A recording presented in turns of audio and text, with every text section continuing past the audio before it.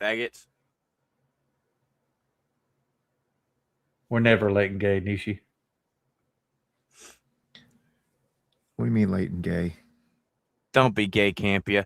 Hello, everybody. It's Sunday. You know what that means. It's another exciting episode of Matinee with the homies, and that's the wrong show, Nishi. That's Wednesday nights. Um, Hello, everybody. We are the homies. We're coming to you live and in living color.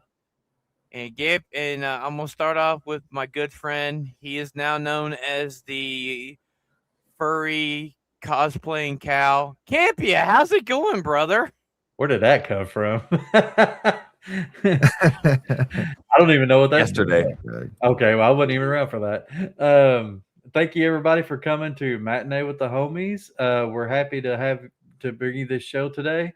We're going to talk about video game soundtracks, and at the end, we're going to talk about Akira Toriyama and what he meant to all of us.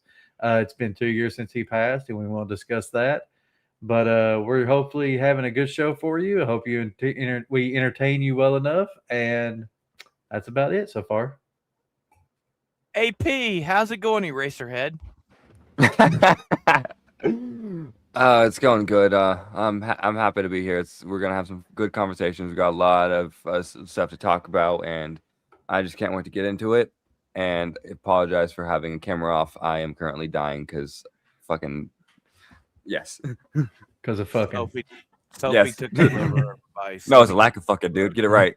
Oh boy, How's it going, Ronan?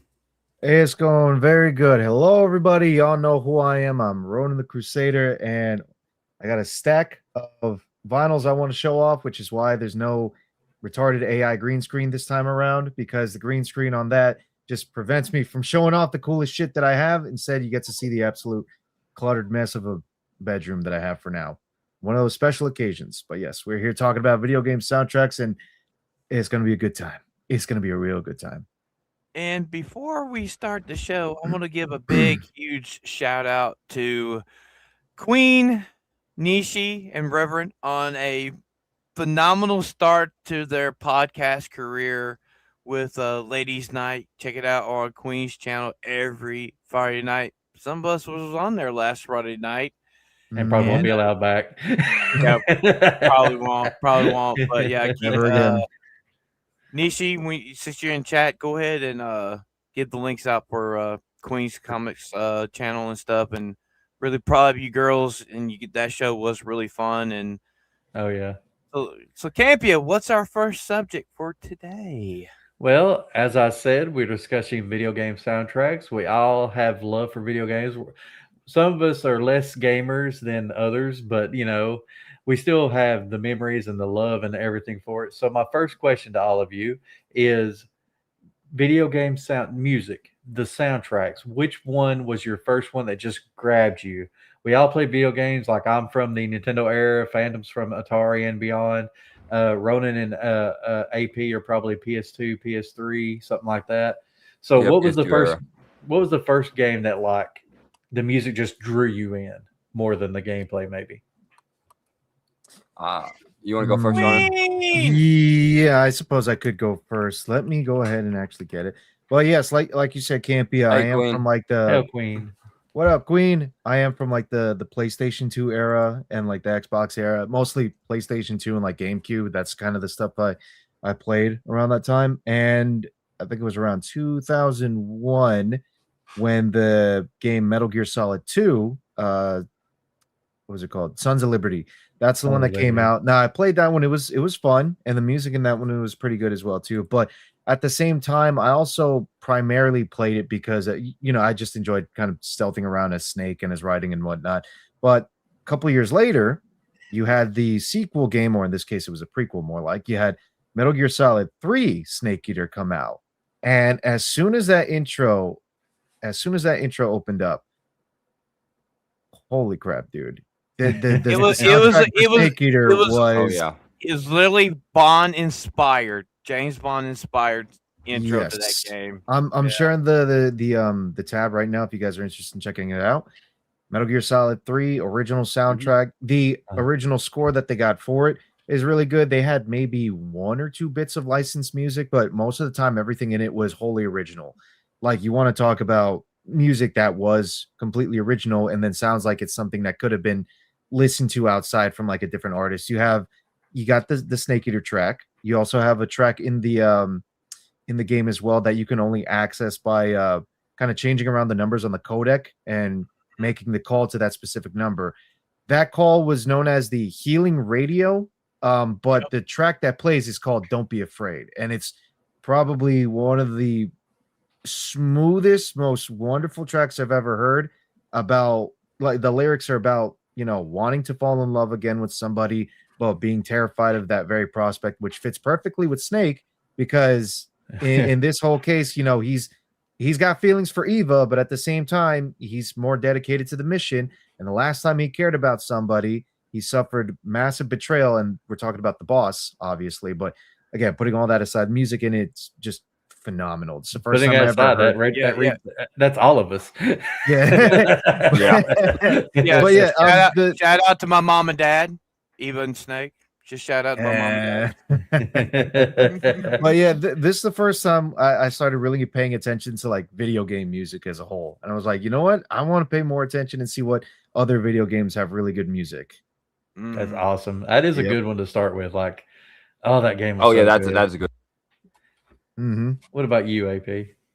Yeah, so I'll say this with the two. I don't have anything pulled up, but like the two I listened to that really got me into music soundtracks for games and all that was this one is more licensed music and all that, but which is something we're gonna be talking about. But it's the MX versus ATV game. Oh, that one was one of the first ones I heard. The music in that game was just amazing, and of course, another one I heard was also PS2. It was actually the Ghost Rider game. I love the music in that one. Yes. I forgot about that game. Right. Yeah. Ghost Rider was it was a fun game, but God, they could have done so much more with that though. Oh, absolutely. Yeah. What about you, Fam? Like, we'll go ahead, AV. Sorry. Oh no, I was simply gonna say those were the like pinnacle of my youth when it came to like PlayStation games and whoa and it was just like they're great. Well, for me, it's gonna be the GOAT, one of the greatest first-person shooters of all time, hands down. One of the greatest soundtracks of all time. It's gonna be Halo, baby. Oh, absolutely! God damn, hell yeah! It's gonna be fucking Halo, dude. Soundtrack and that is great. I would have to say Halo, the soundtrack for Halo 1, I enjoyed. Halo 2 soundtrack, I fucking love it. It's my favorite of all time. Three took the same was good thing too. It took from the original and added to it with some great tracks, man. Still, I gotta say that the Halo 2 theme that they had, especially the Mjolnir mix, when they started introducing the guitar in there. Yeah. Good shit. Oh God, you're great. Dude, one of the greatest scenes in Halo 3 is right at when you're in Africa and you're taking out those and you feel the rings.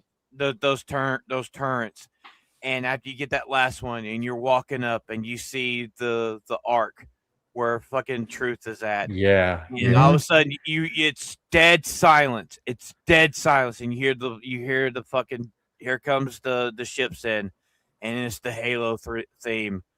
And it's like, dun, dun, dun. And dude, the only first-person shooters I play. Yeah. I mean, hey, Master Chief's theme, Cortana's theme, even the Avatar, the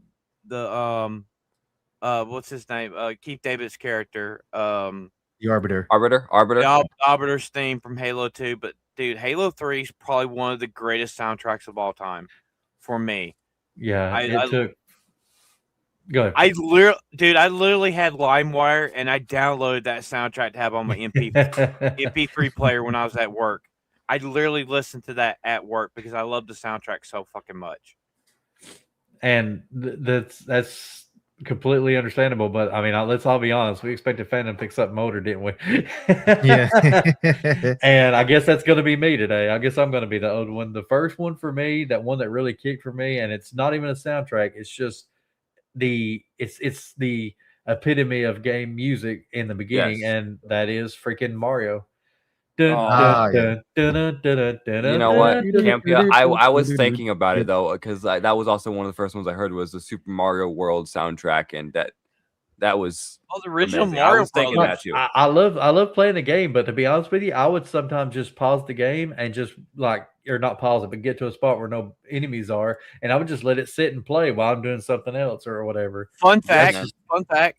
The Mario thing from the original Mario Brothers was the first downloadable sound that you could put on as a ringtone on little flip phones back in the day. It was the very first downloaded ringtone that you could put on little flip phones back in the day. it was that iconic, and it just Yeah. that like that right there. I was probably I think we got I was 6 years old when we got our Nintendo, and I was Mhm. just like the sound, the music, and everything. It just drew me in, and like yeah, you have other ones that are better soundtracks and better music and stuff like that. Yeah. But it's the one like if you do like I said, you do that to anybody. Everyone will recognize it. Everybody, we're gonna even ones as young as some assholes. Now, Queen What do you mean by brings up that? a good one. She said Talk about Sonic, your age. the Sonic games, right? Probably one of the best intros and soundtracks to a Sonic game is Sonic Heroes. Oh my The God, intro yes. to that game Holy is crap. one I of the agree, dude. greatest intros of all the Sonic games is Sonic Heroes. I'll give Yep. you What intro, goes up- but What Sonic goes up 2's must Sonic 2's music. the soundtrack the song is like what goes up must come down, yet my feet don't touch the ground. Yep. Fucking Sonic that whole fucking intro and soundtrack is so beautiful. Yeah, the It's a song was part of my masterpiece. childhood too, I would say. Yeah. Hmm I remember, it, one but of like I said, Sonic 2 though. Like, do you remember Phantom? You probably played it.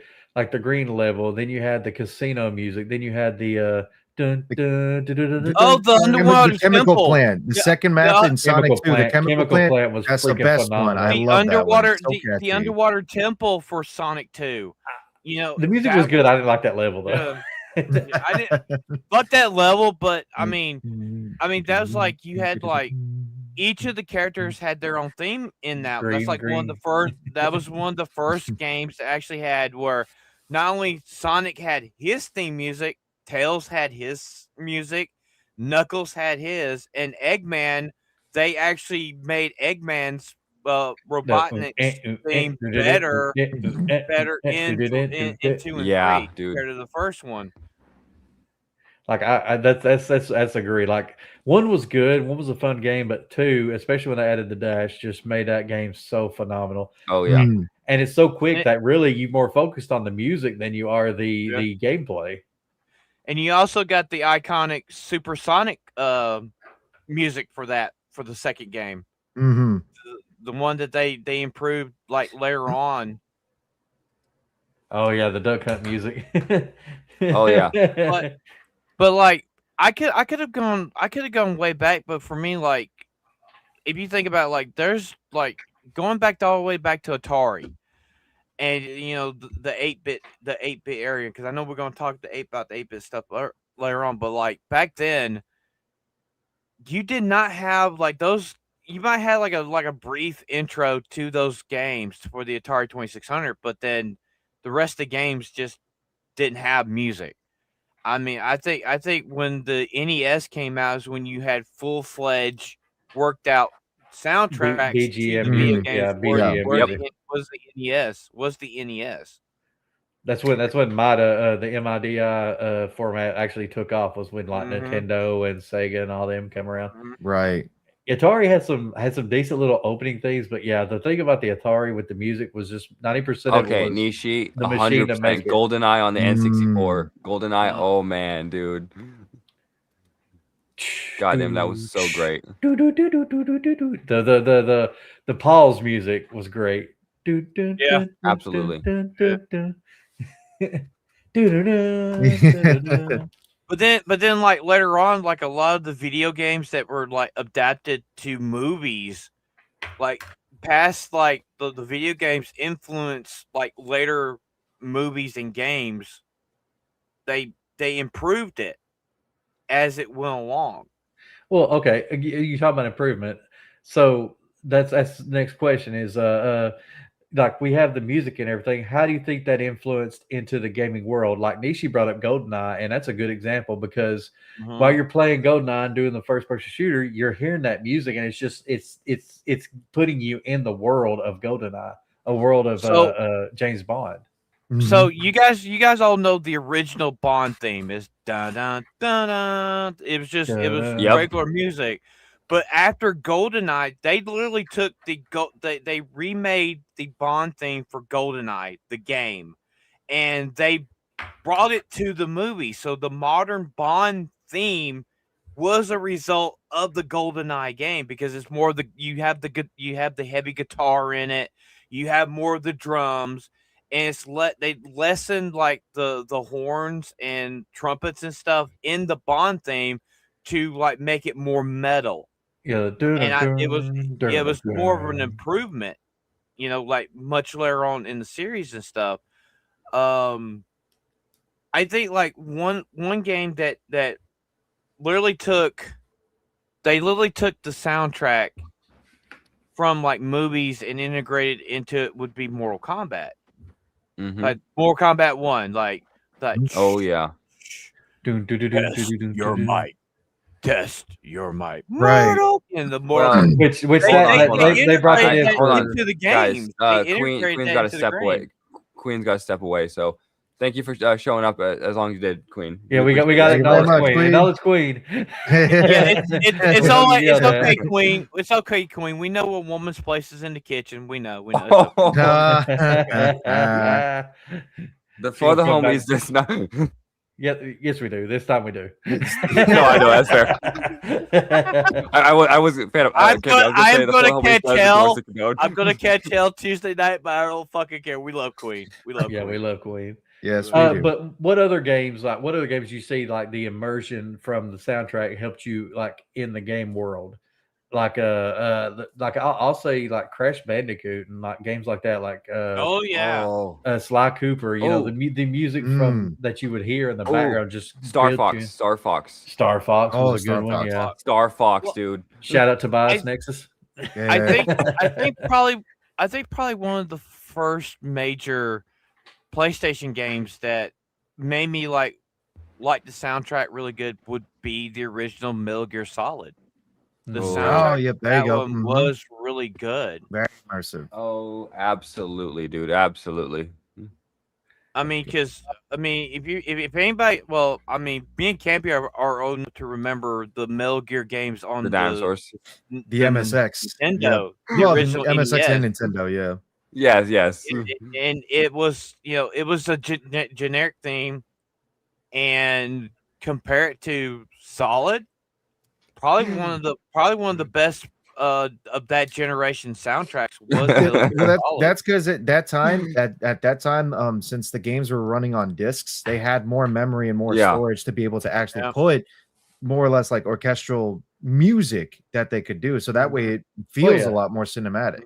CD based, so they could actually have the 256 more music on there. Exactly. That's the reason why, like later on when PlayStation went to the Blu-ray format, they could actually add more music to the games, because one thing people were having problems with that is that it was lacking music, a lot of like music to the games. Yeah. Well, I mean, you're right, and I mean, like we're skipping a little bit, but let's go into that. Hold on. Ronan has something he wants to. No, I hadn't actually shared mine yet about the whole immersion thing.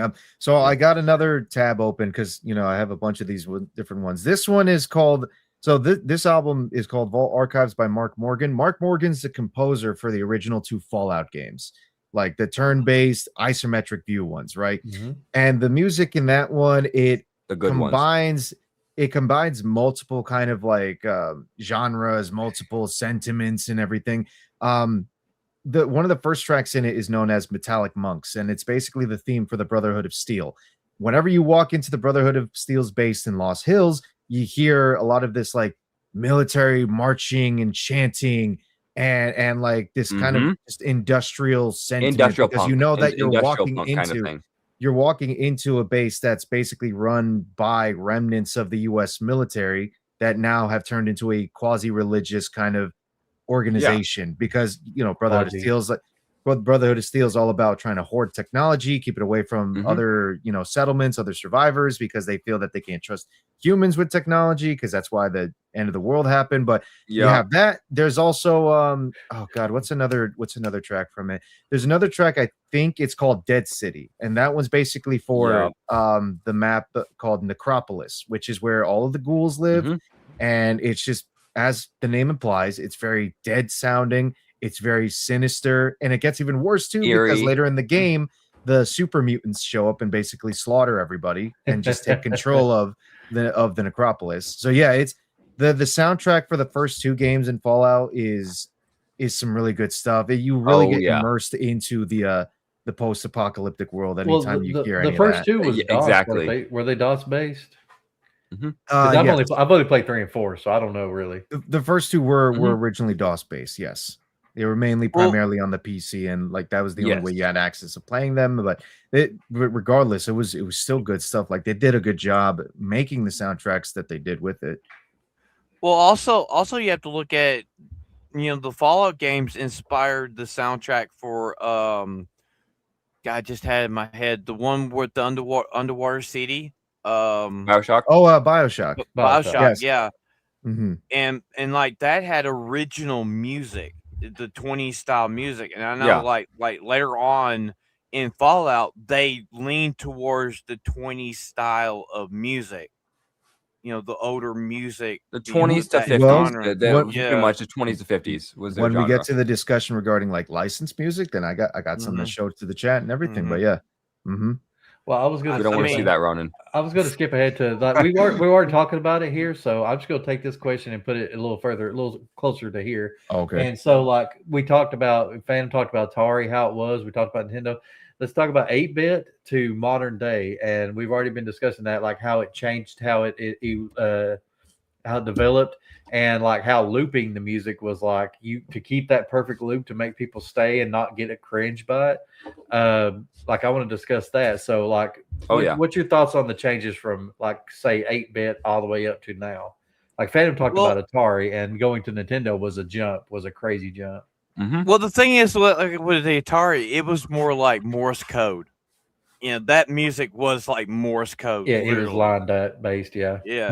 Right. And then when Mario came out, where it was actually more, you know, they had a little bit more room that they could add more music. It had more rhythm. Because basically, Atari only had 3 notes. It only had 3 notes at the time. That's all they were allowed to have was 3 notes, because that's basically enough room just for the 3 notes. You know. And then when Mario came out, you know, it was dun dun dun dun dun dun dun. It was up to maybe 50 to 60, give or take, on a continuous loop, and that was innovative for the time. You know. But go ahead. I'm done. No, I was gonna say I would agree when it comes to that like obviously the older stuff, which was all 8-bit, you didn't have much in the way to be able to set up music. As the technology grew and increased, the interesting thing is that you still have music to this day that keeps like the loops going on with certain tracks, but like obviously you also have the ability to be able to make music that has a beginning and an end depending on depending on like what happens. Ever since CD format, DVD format, Blu-ray format, and the strange thing too is that even some of those tracks that have a beginning and an end, the way that the game developers and the composers like program the music, they still have it set up in a manner where it's still gonna loop a certain section once you pass a threshold, shall we say. But it flows, and like that scenario, it flows into the next part of it, right? So here's one example, and this is they blend it. It's also in their cuts. It's also in their cuts, because a lot of times they did cut like big sections of music out to make it more condensed. So right here you got Great game. the whole vinyl collection of Persona 5, and this is probably one of the best video game soundtracks of all time. I I'm mean, it gonna would say. it would work for an Yeah. anime. Let's be The, honest. Like the Oh, yeah. full on composer, anime. Shoji Meguro, he is an absolute genius making the music for not just Persona 5, but like throughout the whole Shin Megami Tensei series and throughout the Mhm. rest of the Persona series. And in this, you got a couple tracks that play that actually like loop around every now and then, like, and it's mostly for exploration through the city of Tokyo. Anytime you're walking through, they kind of loop the tracks there. They loop the tracks for whenever you're walking through the palaces, which is the game's dungeons. The same thing for Mementos. And they have the loops also play when you're doing the battle music, like Last Surprise or Oh Keeper of yeah, Lust. yeah. You know, all of that. They have all these tracks loop just because they know that the Yeah. players might be in a certain scenario for a specific amount of time. So they know they got to Yep. keep the music going as is. Once Well, you pass and the threshold, then that music evolves. yeah, and the thing is on that, Ronan, it's like if they don't fluidly like transfer the like shift Transition. music from Yeah, transition the music from one thing to another, then Transition, like, yeah. that will break the immersion of the game and all that, Right. and because people will notice it immediately, like what the Yeah, hello. go if it And- went silent and then just started back up again. People are like, "What? Well, no, happened?" if it like even if it like cut like abruptly cut, like if like or anything like that, people would notice Well- the hiccups and all that. Mhm. Well, another innovation in the gaming soundtrack in video games is how, like Ronan was talking about, how they would like the music would change. Also, like in certain games, how it would be like you be like a calm setting, and then like if a battle starts up, you have a totally different music playing, and then when the battle's over with, it goes back to that calm music. That was it. Yep. Like Mario did that. Like when you play Mario, it had the regular music, but when time started running out, it sped up. It'd be like, oh shit, I gotta get this done. Mhm. You know, like Pokemon did that. Pokemon did that. Pokemon added the when a battle's about to, you know, the music. And then they added then they added like, oh, you're dead. Like when you die, there's this, you know, in it, a lot of And the that older was- games did not have that where you Mhm. had like a main theme, a fighting theme, and like a death theme. And I mean, that was and originally on the that- Game Boy too. So you're like, you got to think Yeah. about the limitation of the Game Boy. It was even Yep, less than that's right. Nintendo, but yet the Tetris. music for Pokemon. Tetris is a prime example. Yep. Yeah. Well, Yeah, actually, it's interesting you say that, Phantom, when it comes to like how the music transitions from when you're in a peaceful state to a combat state, or it trying Mhm. transitions back. Skyrim kind of Oh, functions in a Skyrim. similar manner. The Oh, music from Yes. that, absolutely great music by Jeremy Sewell. He does a really good job composing the like giving you that like fantastic that fantasy medieval vibe and setting and everything with the music. But while you're exploring, you have a lot of this peaceful, calm, and almost majestic music that plays. Once a wolf shows up to you to try and attack you, next thing you know, you're like hearing battle drums and like some Mhm. loud brass sometimes. And of course, when the dragons show up, the music just starts turning into the Skyrim theme, which is pretty nuts. But there is still a little bit of a disconnect just based on the way that it switches from one to the other. I think the smoothest transition of music when it comes from like peaceful to combat has to be Legend of Zelda Ocarina of Time. Because yes. the Yes, Hyrule absolutely. exploration music is good. Like it plays as such, and then once an enemy shows up, then it gets a little tougher. It's like yeah,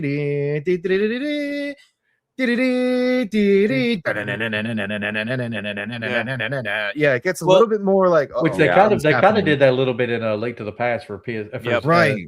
Super Nintendo, but the Well, Ocarina of Time is the first time that it's ever like the music has been the game. Like I feel like that's one of the first times you The see music in itself is a where the personality. music and, matters, and the Yeah, where transitions it there is matters. very smooth too. Like you, Mhm. it's almost as if it's part of it. Go Oh, ahead, Phantom. completely. we'll look at the modern era. Look at Red Dead Redemption 2. Mm. Prime example. Oh, absolutely. Especially like if you're walking compared to riding a horse. When you're riding a horse, the music's like really fucking slow. And when Yep. you start like your horse is getting faster, the music gets Galloping, yeah. faster. Mhm. And it's like, and then it's like with the characters like John and Arthur, they'll sing while they're on the horse, and their tempos will change as they're riding the horse. Or And it's like video games to this from the modern era. From I would say this roughly changed. I say early 2000. I say 2004 is when you're getting more into the soundtrack being more popular than the games themselves. yes. Oh yeah. I would say Especially- I'd agree with Well, that. yeah. Like, Well, like I around, said, around like, the end of the PS2, yeah. PS3 era, or Xbox. Well, like I 360 said, era. nowadays the music, the soundtrack is pretty much a character within itself within the game.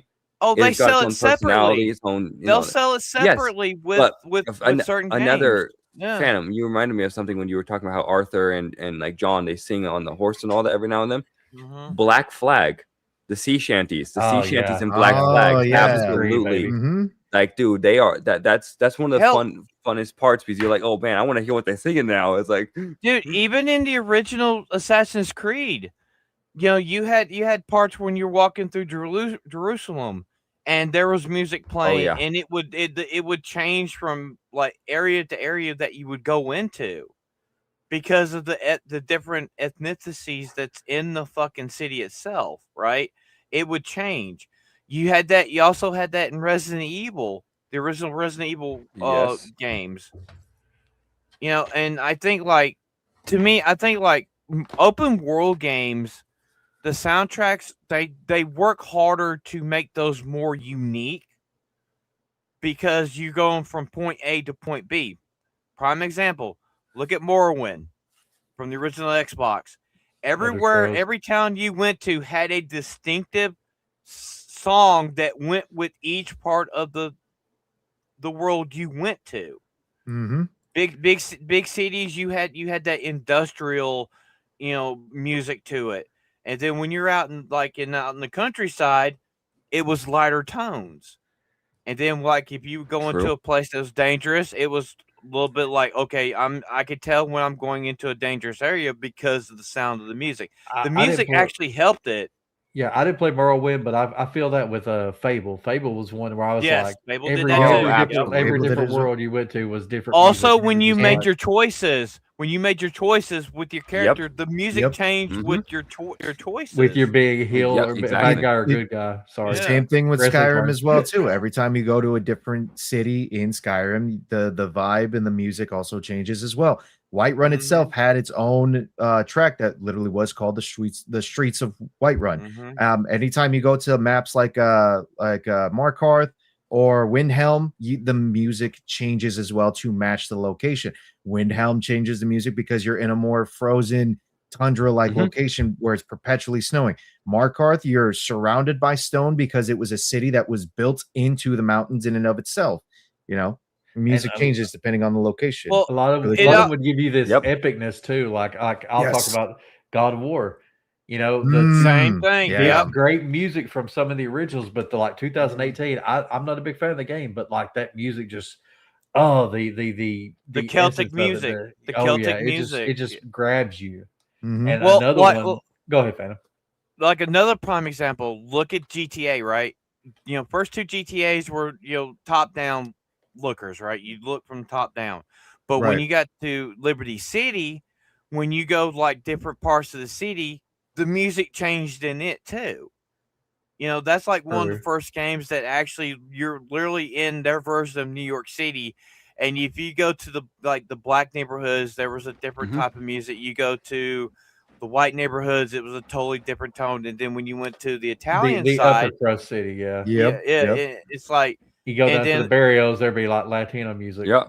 Yep. and then like GTA 5 is where it literally, you had set, like, I think it was 5 to 6 different styles of music in the areas that you fucking went into, from country to rap to reggae to whatever you were at. You At know the what's time. interesting too is that GTA 5, I think, is the first time that actually introduced a little bit of ambient music. Because most of the Yes. time, a lot of the Grand Use Theft Auto this as games soundtrack. they're using Mhm. licensed music as part of the soundtrack based off all Mhm. the different radio stations.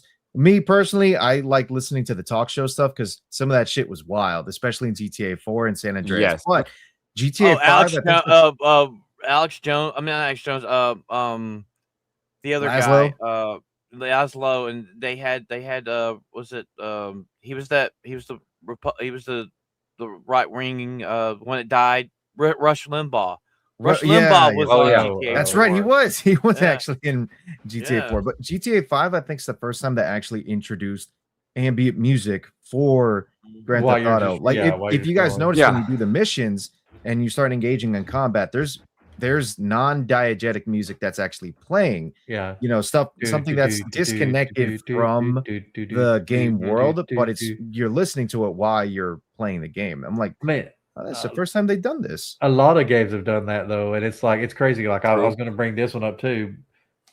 Wrong way. Yeah, I was gonna say.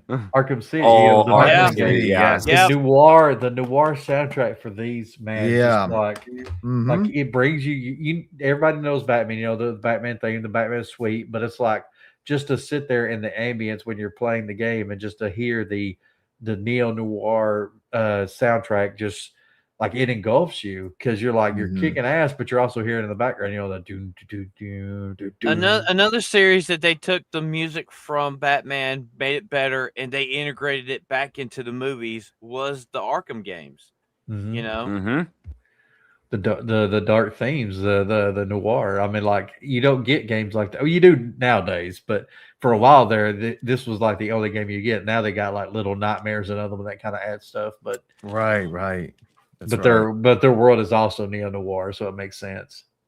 So let's see. Going in the next one, is there a video game soundtrack that you listen to outside of games? And we've kind of discussed that a little bit too. But is there's Mhm. ones that's like, yeah, I like the game, but the music is just why I'm there. Mm-hmm.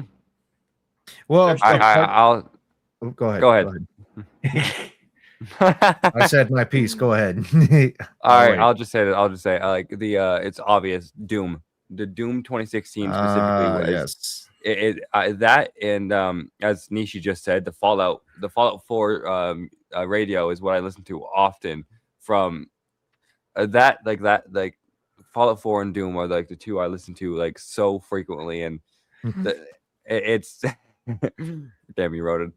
No, it's but those are great, and those are ones I frequently listen to, and like the Doom one. Honestly, when I'm like writing or when I'm trying to like zone in, the Doom music helps me focus. And it's like so I use it just frequently just to help me focus on what I'm working on and all that, and it's great. I mean, it's a great metal soundtrack. Oh, absolutely. Mhm. Gee, Phantom, you got something to say? He's armed. all right. So for me, it's going to be 3 games. Obviously, Halo. Obviously, Gears True. of War. And it's going to be Metal Gear. Mhm. 3 of the greatest If you, soundtracks of all if you guys time. can't tell, Phantom likes Gears of War. Damn right I do. Just look at Gears the of War- thumbnail. I mean, Gears of War is probably one of I mean, that music right there, you like we were saying earlier, also had where each area that you went into in the game had its own music to it, you know, and like at one time when I had an MP3 player, it was Halo, it was Gears, and it had a little God of War, and it had, and it also had Metal Gear on there. I mean, Snake's theme from Metal Gear, probably one of the classics of all time. And when you had, when Liquid show up, he has his own music to it, and then it went so forth and so on. You could tell a theme. You can tell the game by just listening to the theme. That's how you know it's a good Yes. game. Like if you hear the Halo. Yep. Yep. And it's like, yeah. like the Gears of War is like, the Gears of War when you just hear the the horns from Gears of War 2 and 3. It's like, oh yeah, I'm about to get my Lancer loaded up, hold the chain, we're about to fight fucking locusts. And then like Metal Gear, the guitar start to Snake's theme. He's like, yeah, Yep. we're going into Metal Gear, baby. Let's go. Mhm. That's Yeah. awesome. That's neat. No, that's good Yeah. stuff. And for me, it's the Final Fantasy games. Like I love a lot of them, but 3, aka 6, is the first time I feel like the music felt good for the game. And then, Yes. of course, 7 had One Wing Angel, and who doesn't know Oh, at man. this point? Who doesn't know? Do Sephiroth. Yes. Like it's just it's iconic. What the hell? Economic? But starting at 7 is like you're getting these beautiful soundtracks. 8 was not a good game to me, but it was a great soundtrack. Loved 9 in the soundtrack, and 10 just drew me in with its music because it had this musical religious, like the hymn of the faith, going to Xanarkin and stuff, like this piano mixed with the essence of choirs and stuff like that. And oh, it's just so good. And then they've pissed me off since 12. So That's how I felt with the Silent Hill games. oh Because yeah, Silent Hill 1, 2, Silent Hill and 2, 3. Silent Hill 2, Silent yeah. Hill 1, 2, and 3 had good soundtracks, but when it came to The Room, and then was it Homecoming, the soundtracks fell off for me with those two games. Probably two of the worst games. Those two games were probably the worst in the series. It's Homecoming and The Room, because The Room is just basically you're in a room. You're literally in a room, and everything happens outside this room, and it's like, this is retarded. This is fucking retarded, you know. And you don't really get some games now. People like the soundtracks more than the games because we have gotten a lot of shitty games here in the last 15 years. That's my next question. But before we go into that, Ronan, do you have any more you want to talk about that you listen to outside? Yeah, real quick. So like whenever so I'll share this one before I actually share the screen. For me, like whenever I feel like I'm doing laundry or like trying to fix up the room, well, we don't have to share the screen just yet, but I always play this one every now and then, which is basically the soundtracks of Fallout 3, like the soundtracks, not the score itself. Yes. You got all these different songs. You got Billie Holiday in it. You got the Ink Spots. You got Bob Crosby. You got Tex Beneke, Roy Brown. The world on fire. All this beautiful music from like the 40s and the 50s, which really sets the atmosphere of course, a ruined world. Yeah, it really. But it's good stuff to listen to, especially Butcher Pete. Half the time when I'm listening to the Butcher Pete, dude, I kind of start dancing along while folding my fucking clothes. You can share up the screen now. Aside from, of course, Fallout 3's soundtrack, one of the other ones that I listen to a lot is Stellar Blade's soundtrack. The game is you like Stellar Blade for the music. Good. Oh, I mean, I'm right there. I'm right there with Egg Roll when it comes to this game, man. I love ladders.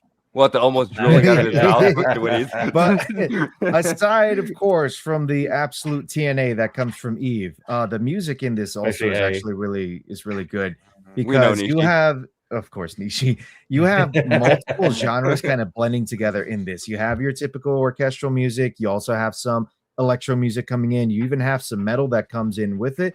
And the surprising thing is the fact that the composer for this game, Stellar Blade, also actually worked on another game that Shift Up did before Stellar Blade, which is Nikke, Goddess of Victory, which is primarily a gacha game. It's a mobile game.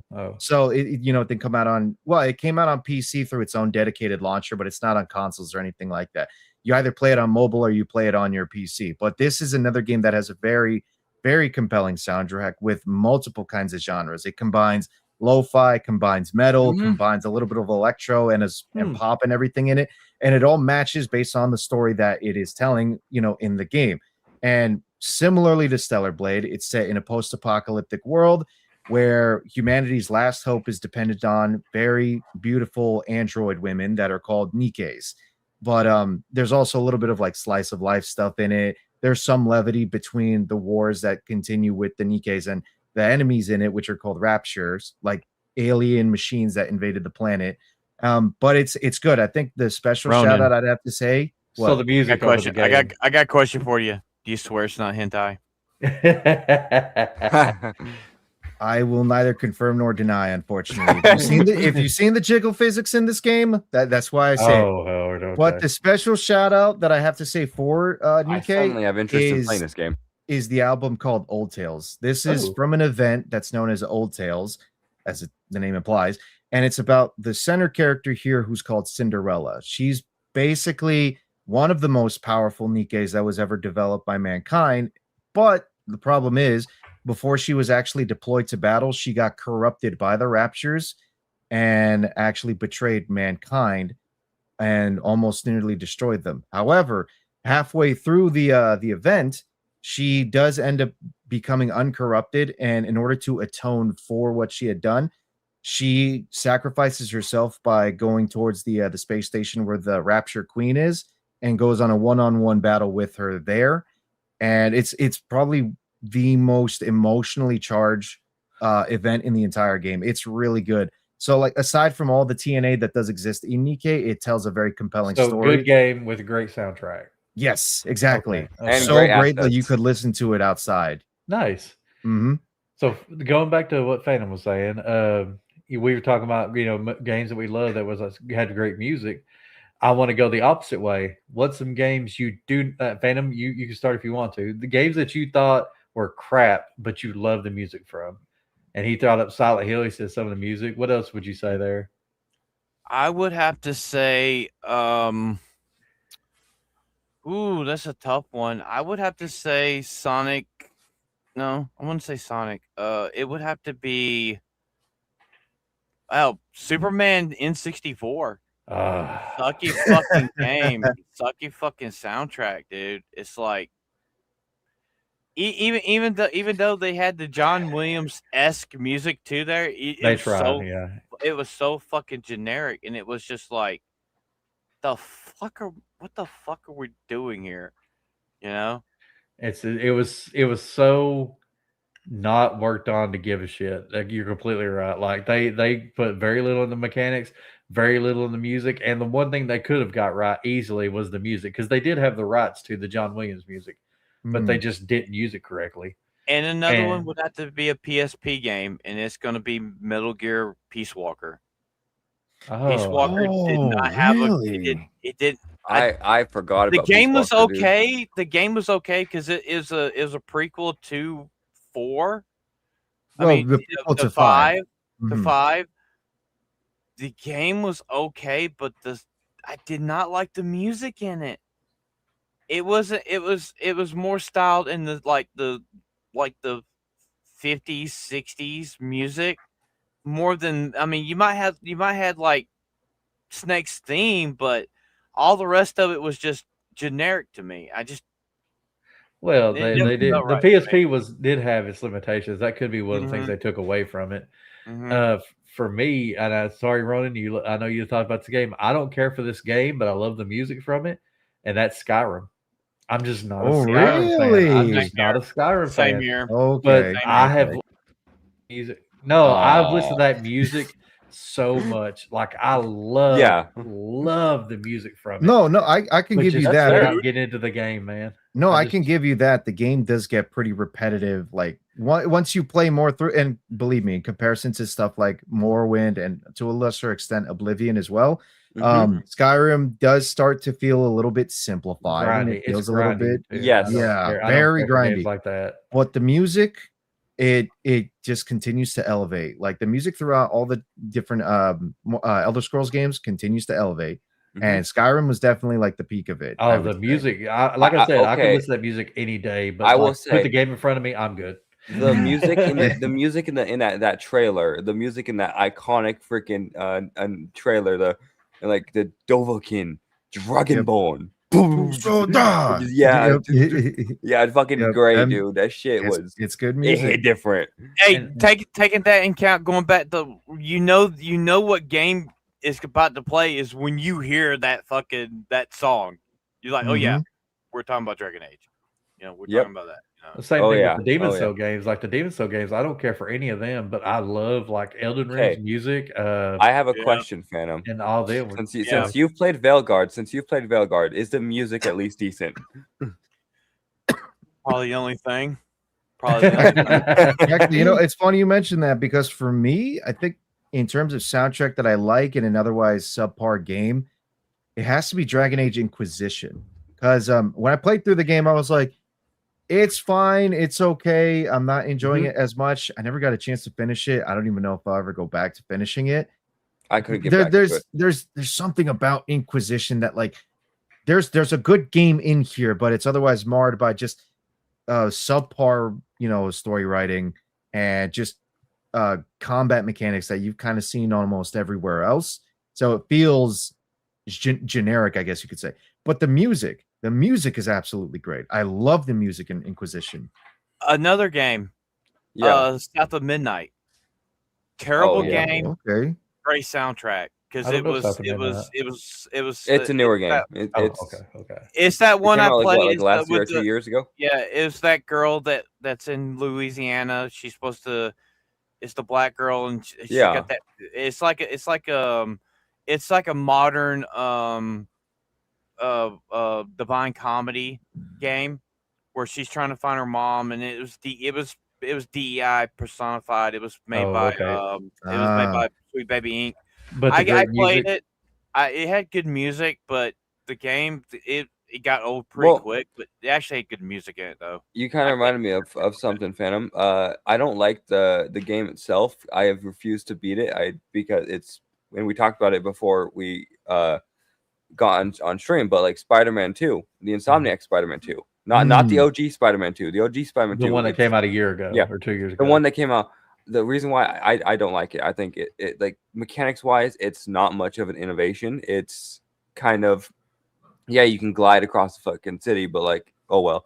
But the music itself, I thought was great. I thought the music was great and all that. Like the introduction of Sandman as the first boss fight, that music there was nice and all that. It was good, and that's kind of the only part I took away. I was like, cool. I was like, okay, but everything else, I was like, come on, do better. Basic gameplay with good music. Yeah, that's Phantom, you reminded me because Sweet Baby Inc. Well, the thing was with that second Spider-Man game, they did reuse a lot of the music from the first game because the first one was really fucking if good. It ain't broke, don't fix it. Yeah. I will agree with you there, though. Like I said, I don't really play games past the PS4, or PS4 to Xbox, whatever it was, Xbox One, because it's like if I'm one of those, if you don't own the game, I don't want to buy it, and most of those are digital downloads. So I do some if they're cheap, fair. but otherwise. But I will say this. Yeah, everything's gone kind of woke and going with the modern games and stuff. But I gotta say, the music I've noticed is still good though. Like they may screw up. You can DEI the crap out of a game, but the music you can't tell that. And I do appreciate that for some of these composers. It's like, yeah, this might be DEI game, but I'm gonna put my all into the music, and I still feel like the music is amazing. Except of course for Dustborn. God! Even the music in there got DEI-fied as well too. It was bad. It was really everything. No, because the thing with Dustborn is that you're a traveling band musician of activists and whatnot. That's basically what it is. The first mission that you do is you performing in front of fucking so the being like where the lyrics are DEI. Yeah, that's why. That's why. I had no idea. When I think of music, I don't think of lyrics, so I guess that's what it is. No, that's fair enough. But since the music in Dustborn does have lyrics in it and actually plays an integral part in the game's mechanics, that's one of the reasons why I would throw the music in there with the I DEI forgot stuff, that game existed, because Ronan. of Dustborn. That's the only example I can think of, though, which tells you that most of the time, music in video games, regardless of whether the game's woke or not, most of the time the music's really good. I'll say this: newer game, God of War Ragnarok, had really goddamn good music. Fucking but great music. it had woke elements in it. Actually, I wanted to mention that too when you were when you brought up God of War 2018, Campia.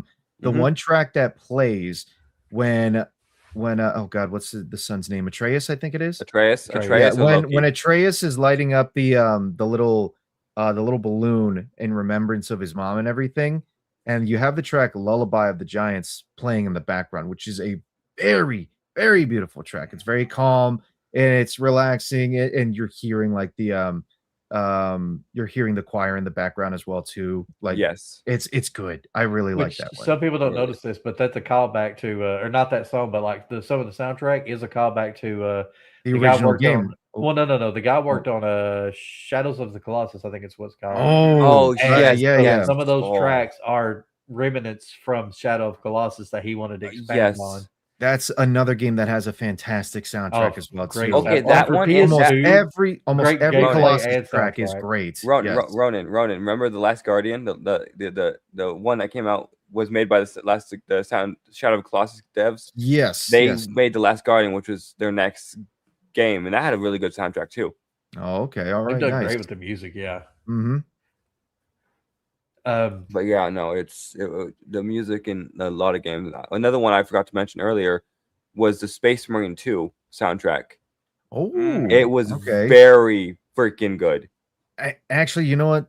Now you reminded me because in the same keeping with like Mhm. Warhammer 40K, if any of you have ever played Darktide before, which is basically Oh yeah, so Warhammer 40K Darktide is essentially the 40K version of Warhammer Vermintide. And if you guys haven't played that either, just think basically Left 4 Dead, but yeah. I was set gonna say Left 4 in Dead. the Warhammer universe. Oh, okay. And okay. Darktide is basically that same thing. It's like Left 4 Dead, but set in the Warhammer 40K universe. You have a 4-person team doing a Mhm. mission, exploring a location, and all the Oh my while you're gosh. dealing with hordes and hordes of enemies, I with the occasional yes. special enemy coming in every now and then too. So you So got to I deal with do- like, oh, go ahead. I do remember another game, which is I don't know about the sequel coming out, the official second game, but Subnautica. Subnautica had such great freaking music. Like I listen to Okay. that stuff occasionally. I watched outside of I watched people Yes. play that. It is the most boring game to watch, but that music is just it's so soothing. Yes, So soothing. The music itself is just it's great and all that. The game in itself is far better to play when Maybe, but watching it was it's- boring. Well, oh no, Right, absolutely. okay. Watching I only it's boring, stayed but, because like, of the music. well, but the music have- itself is just so good. I can say like we play a game most recently. It's a racing game called Asphalt Legends. Has a Oh, dude. phenomenal soundtrack to Well, it. here's the Soundtrack, that thing, was and really good. Phantom brings that up, and I'll bring it up with this here. Like Grand Theft Auto Vice City is the same way. It's some of that music in Asphalt Legends is licensed music, and Mhm. we can't play it on the streams because it's licensed by other artists. So let me ask you this: what's the difference? What does it make a difference for it to be a soundtrack written for the game or having licensed music? Do you still call that a video game soundtrack? Like, is the soundtrack to this still a soundtrack? Well, look, like I brought up before with the Galaxy News Radio music here, all Galaxy the different, News Radio. all the different licensed songs here, like I said, like with the Ink Spots, with Billie Holiday, with Roy Brown. Yes. The only reason I know about these tracks and I know about these artists is because of Fallout. So for me, I would consider them to be. So, okay, you remember how before, all the way back with Matinee, we talked about soundtracks for movies and how there's a difference between soundtrack and score. Yep. It's kind of the same thing in this scenario here too with Fallout 3. You have the soundtrack, which is licensed music from other artists that plays on the radio. And then you have the actual score in Fallout 3, which is done by Enon Zur. He's the same guy that consistently works with Bethesda to make soundtracks for other games. Did it for Fallout New Vegas, did it for Starfield. But anyways, the soundtrack with 3, which is all this licensed music.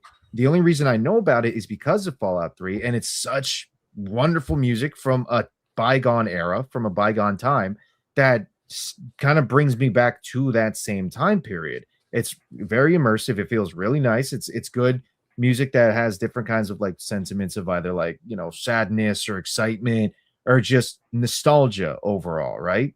And so without it, I don't know if I would have connected with Fallout 3 as much as I had, because the music really, it really brings me into the world. Yeah, it it does. grabbed you. Mhm. The music itself is a hook. And I agree completely. Like some of these games, like I've played, Def Jam. Yeah. I've got the Def Jam games, and some of these artists I'd never even heard of until I heard them on these, and then I've gone back and got the songs, got the sound, got the music for them. And that's the same with Tony Hawk. That's the same with the Tony Hawk games. Yes. Tony Hawk games are the Absolutely. same. Fight Night, the same thing with Fight Night. Like Mhm. some of this music on the training montages are just so freaking good that it's like licensed music. And then of course, Phantom, you brought this up. the most epitome of licensed music, the Guitar Hero and games. What's the other one? Rock Band games. Yep. You It's know, like, no, go ahead. I was No, gonna say. I was just gonna say. What do you? Well, I was gonna get your opinion. What do Right. you think? Like, do you think that really? Can you call that a? Can you call that a soundtrack? Even though it is. I'd say it's more like a mixtape. It's more like a mixtape. I won't say I would mixtape, argue that it's. I would argue it is a soundtrack, kind of in the similar manner with movies. How you have the score, and then you have the soundtrack, which is the licensed music that they get from different artists. Now I know sometimes the music that's made from these artists is unique to the films, and whereas with where at the games you're getting soundtrack music that's already been made before from like some of these artists' albums. Like for example, okay, here's one a good example. Like keeping with Tony Hawk, very first Tony Hawk game, you had one track from the Dead Kennedys called Police Truck. That's already part of one of their albums back from like when the Dead Kennedys were popular. But they put that song into the first Tony Hawk game, and it's because of that I know about the Dead Kennedys. Well, it's because a lot of people do. Yes. Yeah. Mm-hmm. I mean, So you're right. And like, I'll give you another example. This right here, Freeze Pop wrote a song called "Let's Pop Roar Rock" or something like that. Never heard before until this game, and then it became really popular for like a year there because of the game. Was it? Well, it was made strictly for the game, though. Well, also look at the American Idol game, the one you can use Yes. the microphone and sing. I mean, that was just licensed music that you did yourself. There's another song. It's not eccentric to a game. It's actually just specifically to a game mode. But Black Ops 1 Zombies, some of the music in the Zombies game mode was really freaking good. Well, like, actually, especially when you get all the meteors in the theater map and all that, and then it plays that music. That shit is so good. That's right. It absolutely does. The zombies mode in the different Call of Duty games, they made their own music for it. Hell, they even hired Avenged Sevenfold to make a unique song. Not Ready to Die for Call of the Dead, where you're playing as Michael Rooker, you're playing as Sarah Michelle Gellar. Kenny you have Trejo. to fight a zombie George Romero in that map, which is it is a wild thing. Well, if you want to talk about like a video game that actually had its own original soundtrack that was made for the game, look at Bayonetta. The original Bayonetta game absolutely. They actually wrote the music for the game. Yep. Right. Yep. Lollipop Chainsaw did have its elements of original and licensed music to it. Now, like if you talk about like GTA 6 for prime example, they had maybe 2 or 3 original songs for the game, but everything else is licensed with artists for the radio stations in itself. Now, for me, it's like when it comes to like soundtracks, you want to talk like Metal Gear Solid, original soundtrack, all just original in-house music and everything. That's right. It was really when they start licensing out stuff like that. Has to go back to Kiss, Psycho Circus, the Nightmare Child. Literally, Kiss was one of the first bands that actually licensed their shit for anything was for that game. When they did, I realize we've been forgetting a major freaking game series, and it's freaking goddamn Twisted Metal. Absolutely. That's right. Had its own original music. Had its own Yep. original music. Until it was it very good wasn't music. Black. They were beggars. It wasn't Black that started its own Yes. licensing out music. Was Black made its Metal own Black actual was- album. Yeah, it was the first. It was the first time I've seen where it actually had like a CD cassette made for it. Another game that also had its own original music from 2 artists this time. Like these are artists that have already done their own music, but then decided to actually make a unique soundtrack for the game. I don't know how you guys feel about this. Me, I like this game personally. I understand character-wise, it's not true to the original series, but it's DMC Devil May Cry. Basically, the soft reboot that was done by Ninja Theory. Say what you will about how they handled Dante and Virgil in that one, but the music by Noisia and Combi Game Christ, is terrible. which are both Soundtrack's industrial. phenomenal.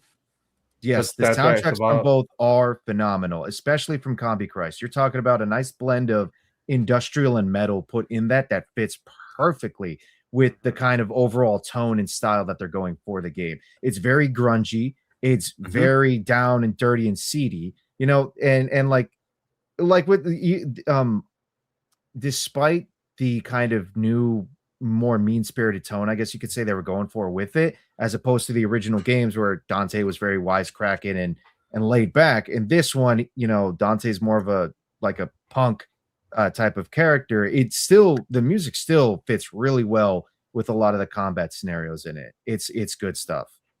Well, can look think at look at go ahead. Conan Exiles. The only license that they had was Conan's theme, and they wrote a lot of the sub music for the game in the style of Conan, but they only had the one licensed main Conan theme for it, right? And Made everything music else, off the original. Okay. yeah.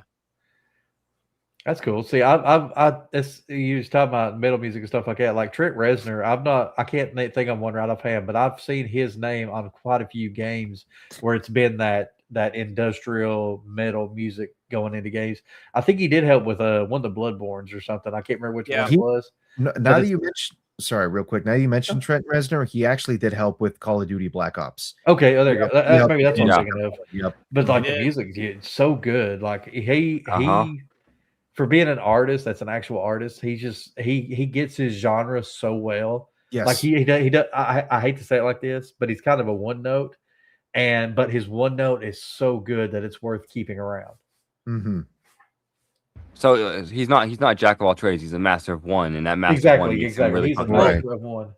That's the reason. That's the reason why you have like a lot of artists that literally, like a lot of musical artists that came back and did soundtracks for video games, actually revitalized their music careers by doing soundtracks for video games. Like let's John Williams, man. Like he's done video game, he's done movies, he's never been a one trick pony when it comes to music. You know, actually, that also reminds me, there's one video game that I'm pretty sure introduced a fair bit of licensed music, but also had original music as well, too. And I'm surprised we hadn't brought this up since we were talking about metal. Brutal Legend with Jack Black. Oh, you're Brutal right. Legend. Oh, I never played it. Yep. You don't need to play it, but the music on it's really fucking good. The first one had a lot more original music, and they had like peppered here and there. You had Ozzy, you had AC/DC, you had metal. But the second game went full fledged. Was there a second licensed music? Yes, there was a second game. They had full fledged music to it. There was a Brutal Legends too, because Ozzy and Lemmy from Motorhead. Motorhead were in the game. They were in the game. The Ace of Spades. But it had more. It had more licensed music to it because of Jack Black. I mean, say what you will about his acting, but those are like two of my favorite games, next to the Kung Fu Panda games. Oh, I enjoy him. Like Tenacious D was part of my teenage years, so I'm here there. Again, say what you will about the acting, but at least he loves metal. I can give you that. He loves metal and rock. He's good when it comes to music. Really good when it comes to music. Yes. Mm-hmm. But before we go into our tops, I just have one final question before we go into the top, and then we'll go into Akira Toriyama's tribute after that. But it's just a stupid question, but I just want to throw this out there. If you could choose any soundtrack or any score music from a video game to happen while you're in a serious scenario, in real life scenario, like a high stakes take, what would it be? What would be your high stakes? I need this music to play so I can get to do what I'm doing. And I'll start I'll start just to have, because I know mine will be kind of quick. But Final Fantasy, say what you want with that, but the absolutely, that's fair. That's a good track. Okay, that would be the battle music. Go ahead. I'll say GoldenEye. The music from GoldenEye, just because it's so good, dude. It is amazing, and it's like the classic James Bond theme, and then the freaking the suspenseful freaking music. It's just man, it's so good. Yes, it's Okay. Getting Um, flashbacks. For me, I'd probably have to say, and I'm going to share the screen for this one. For me, I'd probably Peace have out, to say Nishi. it's the later Nishi. Bye, I'd have Nishi. to say it's the soundtrack for Nier Automata. Like the Oh. music in this one's really good, and like Yes. in fitting of course with the game's like overall heavy tones and heavy themes that occur in this, like to the point where you're literally talking about the very idea of existence in and of itself.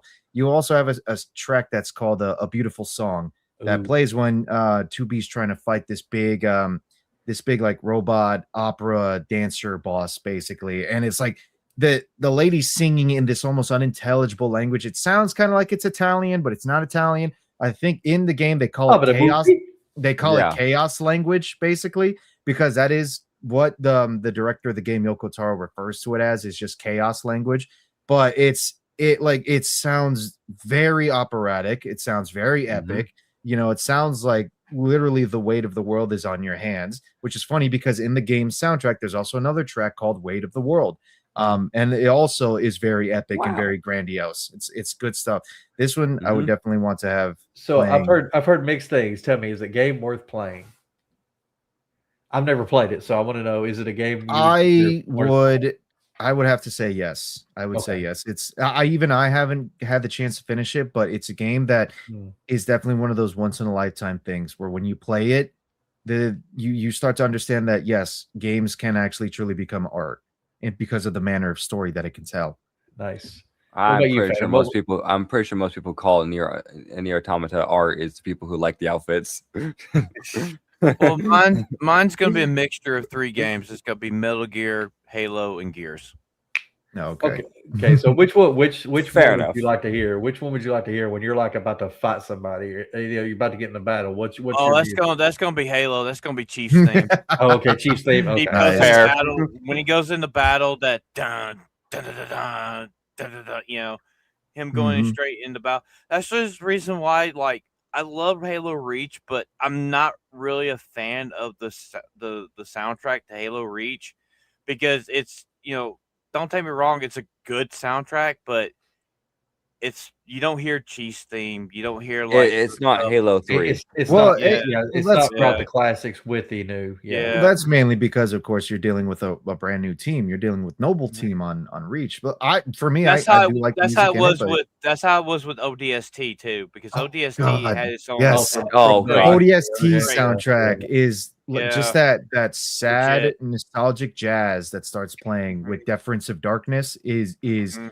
the best, one of the best tracks from Halo I've ever heard in a long time. Yes, dude, it is. Yep. And also Nathan Fillion, dude. Hmm. Yeah. So we got that. I will go to the last question before we get into the tribute. Just give us your top 1, top 3, top 5, top whatever. Just tell us some soundtracks that y'all think that people should check out if they want to check out your favorites. I'll go last. You know what? I'm I guess thinking I'll about go. it. I guess I'll go first. This might be cheating, but for number 3, I would probably recommend the Vault Archives from Mark Morgan, which is the combination of Fallout 1 and 2. Really good stuff. Especially for the time that they were making music. It's fantastic. Number 2, obviously Persona 5, and a little extension in there as well too. Bit of cheating. Persona 5 Royal as well, because Royal introduces some new music You because brought that of the up. new I will say I expansion. think Golden is a better game, but I love the music from 5. Yeah, definitely. And for number 1 so far, this might be a little bit of a bias because it's a new game, but I'd probably say Clair Obscure Expedition 33. The music in Clair You know Obscure what? Expedition 33 is I was going to bring that That's up. fair, though. some of That's fair. the finest music I've ever heard. And again, like similarly to Persona 5, you have many different like feelings and sentiments. It's still kind of the same. They still keep like the same sort of overall, shall we say, genre feel. It is all mainly orchestral, but even then within the orchestra, they still try and have some elements of jazz in it. They have some elements of horror. They have some elements of mystery. They have some elements of adventure in it. It's really good stuff. Really fantastic. I highly recommend people listen to Clair Obscur Expedition 33's soundtrack. Yes. See, I'll go into next because that's exactly what was one of my three. Like Final Fantasy, if you find a soundtrack that kind of blends all of them, 7, 8, 9, 10, the music together, I think that's worth having. Skyrim, like I said, don't like the game, but love the music from it. So that's one to check out. And I was gonna say, like, I've never played Clair Obscura, but I've had that music on my YouTube here on loop. Oh yeah. Like the music is so phenomenal that if you hadn't brought it up, I was gonna bring it up. Right. Clair Obscura, the game, I don't know yeah. nothing about the game. I don't know if the game's good or bad. You could tell me that, but don't tell me. Oh, the game is great. But God, that music was just so great. So I'll go. So I would say personally, Subnautica. I love the freaking music in that. Like I think it's just so great, and it's very atmospheric. Journey. I'd say Journey's another one with a great Journey has really good music as well. Yes. Journey's also got really good music. I was gonna say Doom 2016 specifically. Just Eternal because had great music. Eternal had Eternal had great music too, but Dark Ages has phenomenal music. Yes, true. Dark Ages has phenomenal music. But I say Doom 2016 because that was one hell of a soundtrack for a reboot game. It was so good, dude. And of course, I would also personally say MX versus ATV. Like that's licensed, but still, it's still like nostalgic to me. Every time I'll go back and I'll just drive around, listen to music, and I'm like, yes. We're doing asphalt. Like having a racing game and not having some kind of good music with it just doesn't fit. Sometimes. Oh, Need for Speed Underground. Oh yes, Underground one. Yes. Underground. Not Underground. Not just good. Most Wanted. Most Wanted on PS2. Yeah, Most Wanted was good. Dominator was good. You know, let me throw in a quick shout. And even throw in a quick shout out to MX Superfly as well too on like the GameCube and PlayStation 2 because for Superfly, because of that, I know about bands like Spine Shank and oh god, what else was there? There's a couple other early new metal bands that existed from like the 2000s because of that game. I know about them now, and you know what? I'd even throw in a Midnight Club Los Angeles and Midnight Club 3. The music in those games are also great. Licensed music, yes, but because of that, because of those games, I know about Jimmy Eat World. I know about Shinedown. I know about My Chemical Romance. They had My Chemical Romance. Did they? I'm trying to remember if they did. Oh, they did. They did. Yeah, now I remember. But yeah, they also had Nickelback. Can't be his favorite band. Oh. I think one of them even had As I Lay Dying and All That Remains as well too. So because of those games, I remember I pretty much just turned into a full-fledged metalhead throughout my whole life. Yeah. All right, for me, I have 5, but I'm going from 5 to 4. So at 4 is going to be Metal Gear 3. Number 4 is going to be Sonic Heroes. 3 will be the original God of War 1. 2 is going to be Gears of War. Number 1, it's always going to be fucking Halo, baby. Halo 3. You know what? I respect that. That's a good freaking list right there. Oh yeah, a great list. What was so cool about Halo 3 is when you got the Master Chief helmet for Halo 3, soundtrack came with it. Oh really? Separate CD. Hell yeah, dude. Some of them had the CD for the soundtrack in with it, and I actually got the one that had the music with it. Haha, found it. I went looking. I knew I had that game. Oh yeah, there it is. I have it, dude. Another quick game that had a great soundtrack, but it was deadpan was BMX Triple X. It had a great soundtrack. Oh yeah, very much. I'll say this one too, just because. They're licensed music. Yeah, it's freaking whatchamacallit, but they're wrestling themes for some of the games. Oh, yeah, absolutely, dude. Oh, dude, the beautiful people for SmackDown 1 when Marilyn Manson licensed the beautiful people for SmackDown. That first game that came out for that was so fucking phenomenal.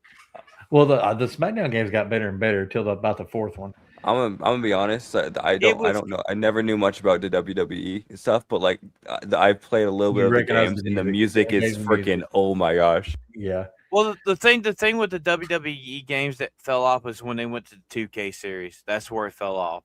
That's where it 100% I- fell off. With the exception of the 2K. first two, I Fair. agree with you. The first two allowed you, like with the Xbox and other ones, they allowed you to put your own music on there. So that was kind of cool, Yeah. being able to make your character and bring your own music to the thing. So I I did had to enjoy say, that.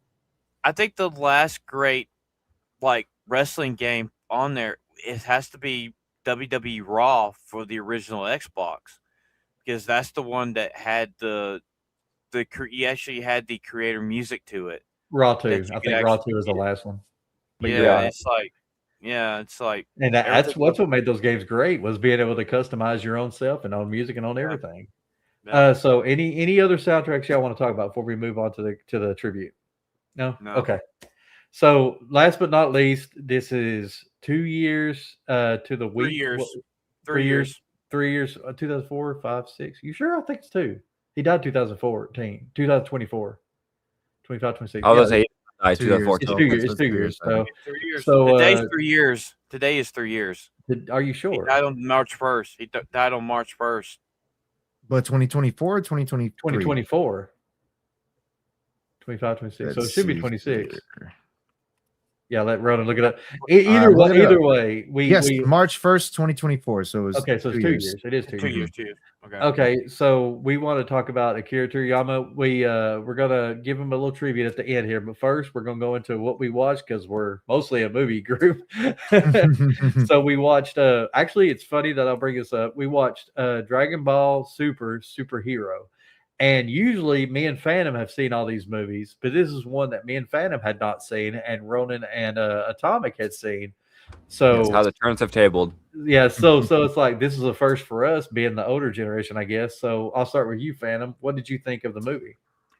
So I had my reservations for it because they brought Cell Max back, and I always thought that was like a bad choice to have Cell. They brought Cell back, not the original version of Cell, but it was this monstrous version of him.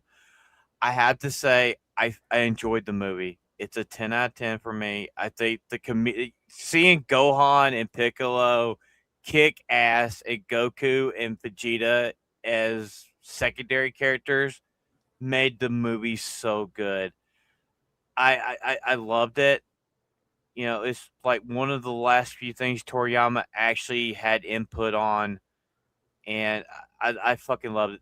This the scene where they go to Gohan's house and show him that Pan's been kidnapped. And Gohan gets mad. He goes out. He turns Super Saiyan, and as he's going, the ground starts sinking, and the house just The goes. house is yep. It was good, man. I fucking loved it. I'm glad we got to watch it, and I'm gonna let everybody know when we're gonna play the Perry Chan Dan Vass version of the At the original end Dragon here, Ball yeah. theme, and I will be teary eyed at the end when we do our outros, because dude, I love Toriyama. Probably one of the first animes I actually finished completely was Dragon Ball and Dragon Ball Z. I have the DVDs, love the games, and I still remember what the day finding out that he passed away. I still remember that day like it was yesterday, and it hits really hard. It hits really hard, and I recommend, if you guys haven't seen it, go watch Daima. Go watch Daima. It's a good love letter to Toriyama. His last anime he worked on was Daima, and it's really good. I mean, I agree. Here's the thing I was worried about with that movie. Like, before I say that, I love this movie. I think it was great. I'm always one of those. I'll give it a 9.5 because there's always room for improvement for anything. But I was really worried about the 2D to 3D. I'm so used to the original Yes. Dragon Ball, worked. Dragon Ball Z, Kai, It worked. and I was worried that the 3D would be just off kilter and just it wouldn't sit right with me. I was so wrong. Like You were worried it'd be jarring. it was so good to see the fights with the camera kind of standing around and stuff. I really enjoyed that. I'm the opposite of Phantom. He loves like Gohan and oh my god, Piccolo being the focus, and I was worried. I'm one of those people that Goku Vegeta. I want them in there somewhere, And they were in the movie, but like I usually want them to be the finishing out. Like when Gohan defeated Cell back in the Dragon Ball Z, I was like, yeah, it's good, but I understand why they did it. But I would prefer Goku to be the one to defeat him. This was better. Well, I was going to say better that's way what to I do was it. going to say is like I've always have been that person where I prefer Goku in the limelight. I didn't need that here. It was such a great story, such a good like partnership between them two that it just and usually I don't like Dragon Ball GT. I didn't like being focused on the kids. I really didn't. But in this, I enjoyed Pan. I enjoyed every character had a point, and I just really Bulma. She's a side character. She was great. Krillin was good. Piccolo was great. Piccolo was But awesome. Campia. But the thing is, though, Gamma 1 and Gamma 2. Gamma 2. Gamma 1, Gamma 2. Like we always, anytime we watch a movie, we always like, well, there's Phantom, there's Ronan, there's AP, and it's like we found Sophie and fucking Ebola too. Sophie and Ebola were in it, but so we always do that. If you join the watch parties, if you hadn't, but like I was surprised. I love the movies. I love Dragon Ball. Like Phantom said, was one of my first I finished. Like I had every VHS tape. I had the whatever it was, 162 VHS tapes. Jesus, I bought on them too. And just loved the series, and I was just like, I was worried when I heard about Super. I've watched the Super movies apparently, but I've never watched the show, and I was just worried they wouldn't do what I wanted them to do for it. And after watching this, it makes me go, you know what? I need to go watch it back to Super. I got to go back and watch Super. Okay, so in the Super series, there's like only one arc that's kind of divisive, and that's the Goku Black arc. That's like one of the divisive ones, but everything else is hold your fire. This man isn't black. This man black. I actually said that in the anime, but yeah, it's like for me, it's one of the lesser arcs that I like, but the series is really good. Well, that's what I'm saying. This movie made me want to go back and watch the series. So I'll absolutely say this about the Super. Goku Black is one of the weaker arcs. I still personally enjoy it, but the Tournament of Power arc just it brings it all back. Yes, Tournament of Power does. Ultra Instinct, baby. Ultra fucking Instinct, baby. Oh yeah. Don't give nothing away now. All right, we're no kidding. No, but going back to the movie, Super Superhero, it is one of my favorite Dragon Ball movies. It is so good.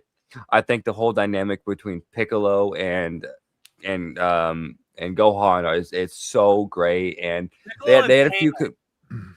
Piccolo and Pan. Piccolo and Pan was great as well. Like he was heavily playing that uncle vibe. He was heavily being that uncle like in the movie, and it was great and all that. And hi, Bulma. And and again, the way he held the phone was funny as shit. Hey, Bulma. Yeah, no, but like the movie was so great. The pacing was great, and like they brought points. Slow points.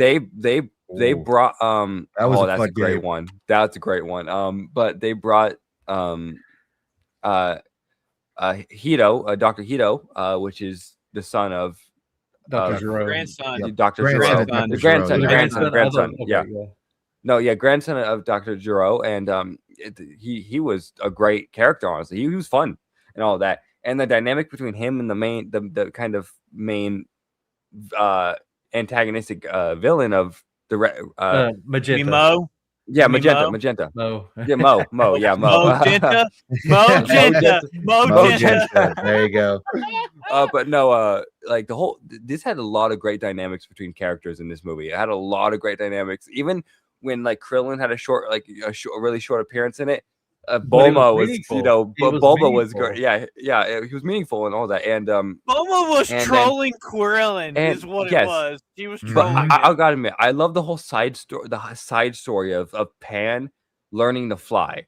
I love that whole side story. It was not a massively relevant moment in the movie, but it was there and it was good. Yes, it was. It was meaningful. She was gonna die if she hadn't. It was a good payoff. Yeah, no, payoff. But it was a good payoff and all that. It was my But my point was, it wasn't integral to the main story. It wasn't but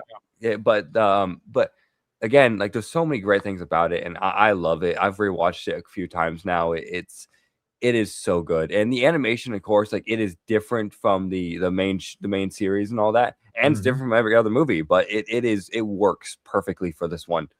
before you go running, I will say I think I'll explain now why I give it a 9.5. I feel like Cell was kind of just a big monster of the week. Like if they'd have gave him his personality he had in the show, maybe I'd care a Mhm. little more. I But missed the like, shit talker. I yeah, missed the fucking he shit was just a talker. big brawly killer. That's all he was. So go ahead, Mindless Ronan. creature. He was a Oh, mindless so creature. so He the was. the thing with Cell Max that you have to take into consideration, if you notice his design when he finally showed up, and I mean specifically with the face, right? He has like the more like Cell fuller 3. lips, shall we say? Yeah. It's a cruder version of Cell, so it has Yes. to have been Cell 3, I believe, is that It level. was Three- it was three, imperfect yeah, cell, yeah. imperfect cell, right? Yeah, It's imperfect. well, it's still an imperfect Cell, yes, but it's so Cell during that time, I don't know how much of the personality he had when he was imperfect Cell, but it fits perfectly with him being I can more answer like that. this monstrous He figure. was a brute, but he still had personality. Okay, He- okay. The thing with the Cell forms. Yeah. The first time you see Cell, he's a demonic, evil Yeah. creature, right? Mhm. Right. When he was He's a when bug. he absorbed 17, he was Yeah. bulky. He wasn't at full like shit talker. He was just cocky because of Android 17's personality. Mhm. And when he finally absorbed 18 is when he got his confidence. He got his monotone shit talking because Oh, personality. hello there. Perfect Yeah. Cell. Android That's when he became 18 was a perfect shit Cell. talker. Little She children. was a shit, Right. she was a shit talker, and that's where you got that from. To me, like Cell Max is more like an Ozaro form of Cell. He's more mindless, like Broly. When Mhm. Broly Well, was Yes. they said he wasn't complete, so I understood Exactly. that. But like I'm saying, like it's not a knock on the story or anything like that. It's a knock on It like worked. I would It have worked. liked Your to your see. personal He was a preference on tank. it. Yeah. Just call it what it was. Yeah. He was just a fucking tank, is what he, He was a was. He was tank. just I a mean, mindless tank. that's all that he was for Okay, Magenta. guys, That's what he so, wanted. He yes. wanted to make a bruiser to help him Mhm. conquer the world. That's Yeah, what he and another needed. thing, Well, it's not the going back same. to the It's the like, so corporation. we're obviously we've Mhm. talked about spoilers and all that. We've talked about the details of this movie that are spoiler heavy. But going to that final fight was Yes. so fucking great, dude. What Okay, was The so good whole about it? What was so good about it is that it did it better because in the series, he transformed because of Cell destroying Android. Was it 19 or Mhm. was 17? Whichever. it was 16, right? 16, I'm pretty sure. Yeah. No, 6 was it 16? No, because 16. I know for Yeah, a while it was Satan. It's Mr. my Satan, yeah. Dr. Zero's son, but that right there kind of like blowed my mind. Like he never knew the fucking android, but having it where it's Piccolo that unlocks beast mode Oh yeah. was Mhm. way more fitting. It was Wait, way Well, more fitting. that moment And- when you can tell Gohan thinks Piccolo died there, like Oh, he yeah. thinks it, Oh, and yeah. his brain just goes like you can see like the line when like the Mhm. anime character experiences like severe trauma and all Yeah. that, and then you just see him just snap, and he just goes. and that's the thing I was gonna say too, is that when it comes to superhero, you notice that in Super, Gohan doesn't really get that much attention. He really takes a back Yes. seat, and he cares more about trying to be human and trying to be a regular Academics and family man academics and with all like that. with Fidel, and cares more I about the blame Chi-Chi. academics. I blame Chi-Chi. Right. I But blame Chi-Chi of too. course, when this movie comes and you finally see him try and Hey, it's me, shape up Goku. to be like a father to Pan, and that's when he unlocks, of course, beast mode, because he sees another father figure of his, Piccolo. He assumes that he's dead. He gets this new ultimate ability, this new unlocked potential that he has. This is the movie that essentially gives it gives like a rebirth to Gohan after a Yeah. lot of the attention that was taken away from him and was put again back And into Goku and Vegeta and like Ronin. the new obstacles Yes. they have to You also face. got And blame Ronin, on top of Toei. that. You got to blame Toei for Yeah. cucking Oh, Gohan yes. at the end of Okay, Dragon Ball. but Ronin, Right. on top of your point, Piccolo also got some attention he deserved. He did as well He got too. he got his He new did. transformation. He got which was- his orange Oh. Piccolo transformation, and then of course when you see him like get bigger with it and everything, it's Yes. wild. It's good stuff. a callback Oh to yeah. Dragon Ball. Oh as yeah. the- I as forgot Dragon I Ball. could Yeah, do dude. that. Yeah. Oh yeah. I forgot I could do that. Hey, shout out to Krillin though. Krillin fucking gave him that Reminder. that piece of advice, yes. Piccolo, you remember how you got big at the World Martial Yes. Arts tournament against Goku? Oh yeah, I forgot I could do that. Yeah, dude. But damn, I was so happy to see Piccolo finally had a new transformation. I was like, yes, Piccolo got the love he deserved. Dude, what was so funny? Dude, what was so funny about it? They kept calling him King Piccolo. And he's like, that's the old me. Yeah. Oh man, this was But again, Gamma 1 and 2 were also great in this movie. Yes, they were really good. Yeah, characters. They were great. You and You Ronan mean were great. Atomic Gamma and Ronin, Gamma Ronin? Yeah. Oh my god. Gamma Ronin, Gamma Ronin, Patriot Gamma and Patriot. Gamma Ronin. No, all the characters did a really good job in this film. Which is very, very rare to have all these Yes. characters work so well with each I other. think that's too late now. It is too late, for but that. I just want to bring it up just to laugh. Spoilers. But yes, being the third time that I've watched this movie, it's still really good. Like, Oh yeah, still dude, it's so good. Mhm. And being the first time, it was excellent. Like I definitely will watch it again. And like I said, it made me want to go back and watch Super. Right.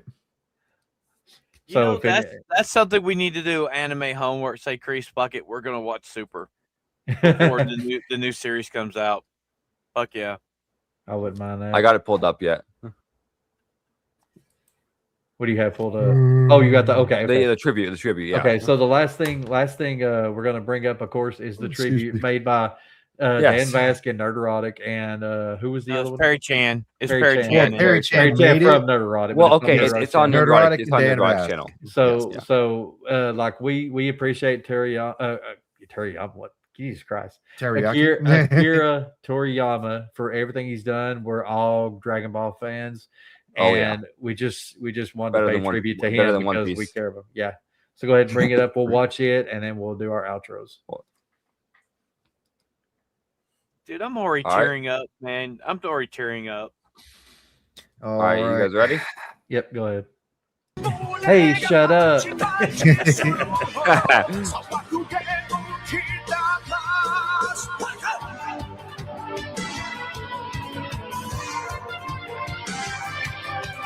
So good, man. So This good. the Frieza saga was one of the best Like, that I've the- ever seen. Oh, absolutely. That's what I'm talking about. Like the drawing, the 2D drawing is just so good. Mhm. 3D is amazing, but just watching this in this form is just. And apparently, lamb chops were in for Dan Bass. Yeah, imperfect fail. Right? That was imperfect, though, yeah. I mean, On Steam. I have it on Steam, Thanks. so For what? Hang I on. should be thanking you, Kakarot. Nah, what do you mean? I loved every minute.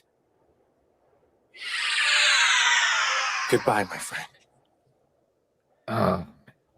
2 years ago, man. It's crazy. damn, bro. Rest Gosh. in peace, Akira Yeah, rest Toriyama. in peace, Akira rest in Toriyama, dude. peace. Oh, I gotta admit, I got a little feely there when it started showing Toriyama there. I was like, oh fuck. Yeah. Like Yeah. I said it before, but no Oh, offense to damn. you or Ronan, but Atomic, but it's like y'all were kids when this came out, so y'all were like y'all got to go back. I mean, like if you had watched Dragon Ball, you would have got to see it all at like one burst or one Yeah. couple months and everything. Me and Phantom had to wait for every episode to come out, every episode to release, every episode to come, Oh, and it's like it's probably what Phantom like 8 years to 10 years of our teenage years, childhood. Well, not childhood, but teenage years. Dude, It was like it was so many episodes, but they were worth waiting for, man. And it was just we appreciate Akira for what he did, and we'll always remember him. Absolutely. Absolutely. oh man, yeah. Dan I'm not Vasquez, crying. Dan You're Vasquez. fucking crying.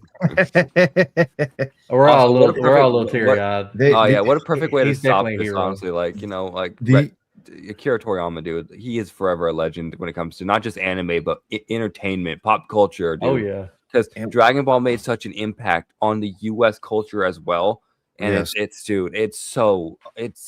so deserved of its position. well, it Yeah. brought the renaissance of Oh, anime. yes. It's Animation. Yep. Dragon Oh, yeah, Ball. and- Without Dragon Ball, I don't know if we'd have some of these we have. and now. yes, going to like not Well, just in Dragon America. Ball, but like Chrono Trigger, dude, Chrono Trigger, and it was I got to experience that last year for the first time, and holy shit, dude. Man. I would sit there and just I would just sit there and listen to the music for a while, and I just like dude, it's so good. And yes, it is available on Steam. You need to try Chrono Cross. Mm. I'm gonna say this much. Before you guys go into Dragon Ball, a lot of people will start with Dragon Ball. Go all the way back to Dr. Slump. Start Dr. Slump. One of his first animes. Okay. Yeah. One of his first animes. Not as Because popular, but definitely an enjoyable It watch. it does tie in because the little girl is a robot that she influenced like the androids later on, and she does make appearances in the original Dragon Ball and in Super. She comes back in Super for a cameo, but go back to Dr. Slump, start there, and just go forward with it because And it's all Yeah, one linear it story. has like God, how many And, episodes? Like again- 200 episodes. Yeah, Mhm. again, shout out to Dan Vask for making this music because he did a hell of a good job with this. Shout Yeah, out to Perry Chan for the edit for this Yes, too. Very yes, Chan, shout out to yeah, Perry Chan as yeah. well. Shout out to Dan Vask for doing the theme Yeah. for Dragon Ball Z as well too. Yeah, And, dude. And yeah, then tying it in with like all of Akira Toriyama's works and all that, and dude, it's just like this man right here, like Akira Toriyama is he's forever positioned as like the grandfather of like creating some of the most iconic anime series out there. He was a man who loved entertainment. He was a man who loved to entertain the fans. He listened to the fans. He did what the fans thought he should. Mm-hmm. He got his own stories, but he also knew the fans would be there for him if he was there for them. Mm-hmm. Unlike And if it modern shit. and if it wasn't for Dragon Ball Evolution, we would have never got Super. We would have never gotten Super. That is true. He hated And- that movie so much that he made Super. I Yep. highly recommend if anybody has any of the modern Dragon Ball games, go in today until midnight tonight. They're doing tributes for Toriyama in game. Go to the hub and just go in there. Xenoverse is one of the ones they're Bomb. doing. Yeah. It's the Xenoverse, Spirit and then Bomb also I guarantee they're doing stuff in Sparking Zero. Sparking Zero. Yep. But 100%. But Yeah, that's our dude. show. That's our show. Let's go ahead and run outros. Pop that down. Ronan, go ahead.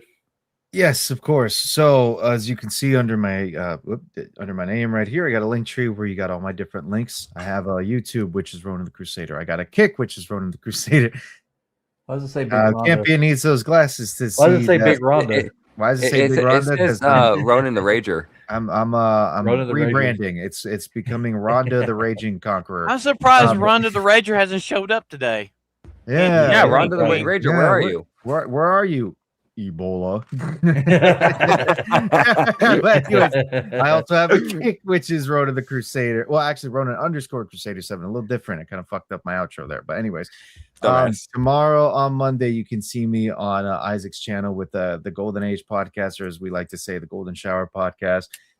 Throughout the rest of the week, you'll see me on my own channel streaming either Claire Obscure, speaking of awesome games with awesome soundtracks, Amen. or the OG Fallout, again, awesome game with awesome soundtrack. True. And then, of course, you can catch me here again on this channel on Saturday and Sunday for the gaming stream, and as well as, well, actually, no, next week I believe is Anime with the Homies. So regardless, Next week we'll be here. Next- We'll be here Tuesday for Yes.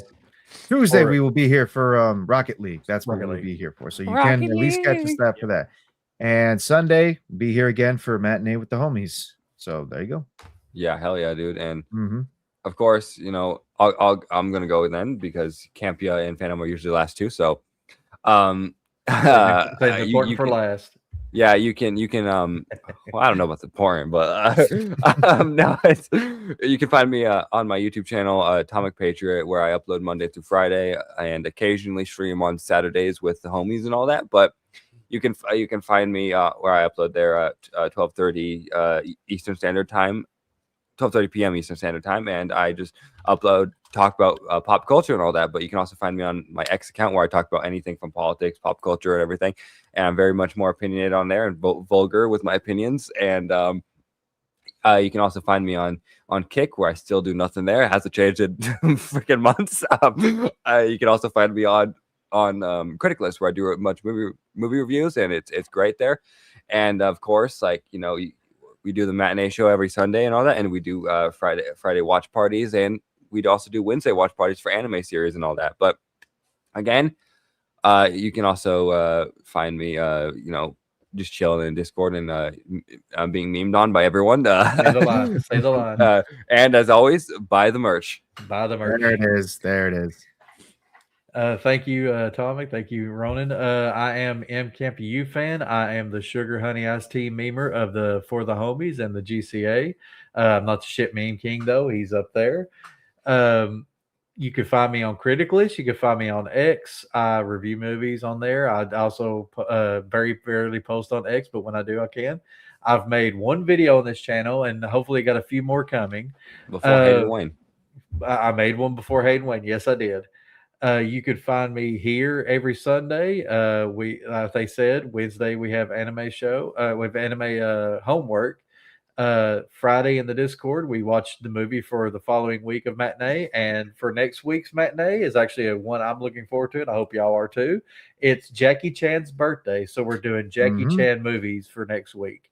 So we're celebrating Jackie Chan, the man, the myth, the legend, the hilarious guy that I love to watch. And We ain't decided on the movie yet, but we'll probably be. Well, I have like I got an idea. I got like Another- 12 of them, so we another can. man also inspired by Toriyama, as noticed in the Who was tribute video. also He took who pictures was with also a him. really Also good friend of him. friends Yeah, good friends. yeah. Yeah, Yes. like City Hunter, he did because of Toriyama's recommendation. Mhm. But like you'll find us there. We'll be watching Jackie Chan movies, and other than that, back to you, Phantom. All right, so next Saturday night is going to be anime with the homies, but we do have a very, very, very, very special guest this Thursday night for the homies podcast. Campy's going to be there too, but yeah, he's not the special guest. Queen's Comics wife is going to be on this Thursday night for the To yell homies at us. podcast. And next weekend we're going to be doing Jackie Chan movies. Also, we will have a show the week of MegaCon. A lot of the guys are going to be, the homies will have a present at MegaCon, but we are still going to do a show that Thursday night. And also, like Monday nights, we do watch the god awful Starplay Academy in Discord. Also, we do the anime homework. But yeah, thank you guys for tuning in, and we'll see you guys Tuesday night. Go Gaming check with out the our friend homies. Jess's Yes. stream after this, Jess and is then gonna back be on streaming. stream after that. Yeah. Our ginger Yep. friend, yes. Breaking Bad. My ginger friend, yes. So before I go, a little words of wisdom. Campy, don't be gay. Don't be There gay, it is. Everybody. every time. Like the Don't be stream, Rager Ronan. homies. Like Don't the be a stream. Rager Ronan. Dream Don't homie. be gay, Atomic. Later, guys.